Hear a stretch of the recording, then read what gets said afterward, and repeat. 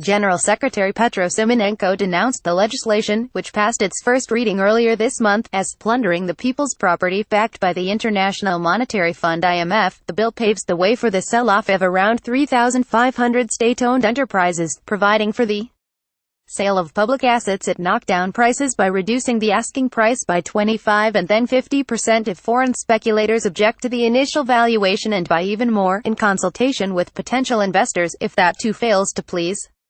The fire sale is part of agreements reached with the IMF in return for a bailout that began in 2015 and is required for Kiev to get its hands on the next wage.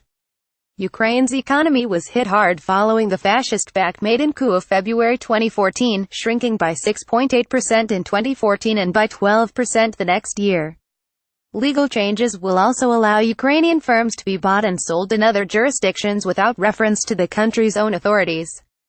The basic industries, energy and transport, should fill the state treasury, and the lion's share should guarantee constitutional rights to education, science, culture, pensions, medicine and public safety.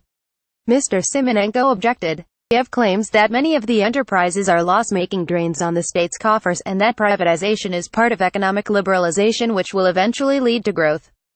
But Mr. Symonenko said lots of previously profitable firms have been mismanaged by a racketeering elite. It turns out that, if of 3,460 state enterprises 608 are completely unprofitable, it is not the regime and its agents who are to blame, but the insufficient pace of privatization, he noted sarcastically. Ministers had cited the Odessa port plant enterprise, whose fertilizer products were in demand before Maidan but which had lost out following unequal trade deals signed with the EU. Did the association with the EU open the markets of Europe for our products? He asked.